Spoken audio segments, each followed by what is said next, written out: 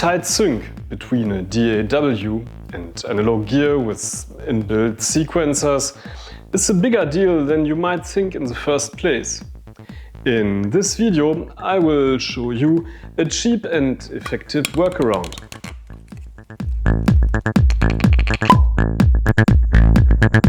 Hi folks! My Multiclock review from last year became one of the most discussed videos on this channel. Obviously, a lot of you guys have encountered similar problems in your setups. This is why I carefully wrote down all your questions to give you more useful tips to get a better timing in your studio. I will answer in detail later on, when there hopefully will also be more to say about the future of the Multiclock in general. But now I will show you how you can make use of the Multiclock principle by using a cheap Behringer drum machine like the RD8 or the RD9.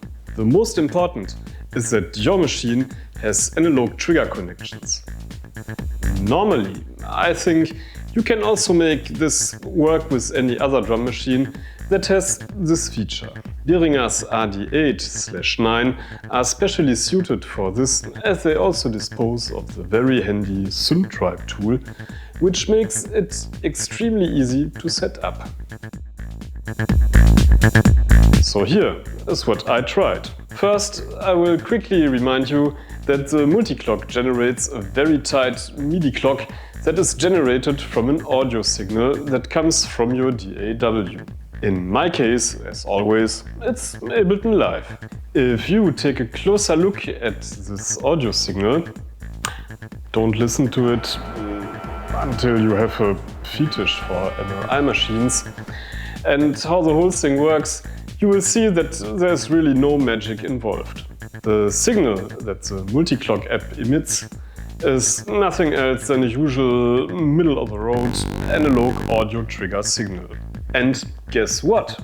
Yes, the Behringers can be synced to exactly this kind of trigger signals. And the best part of it is that it also has several outputs to multiply the trigger signals and distribute them to other analog gear. And as far as 3 channels of the RD are directly putting out a signal to dedicated outputs, you can even use the RD to make arpeggios and sequences more interesting. So first, get the Multiclock plugin or the audio file with the trigger signal from the internet. There's a link in the description. Assign it to an output of your interface and you are ready to connect your RD. In order to make the drum computer work, open the synth tribe app. Make sure the RD is set to trick as clock source, and 24 PPQ should also work. On the MIDI side, you can disable all the features. That's all. If you now start Ableton, the RD should start also without any USB or MIDI connection. So here is a quick example with an Ableton drum rack for the kick, the RD8's own sounds like snare and cowbell.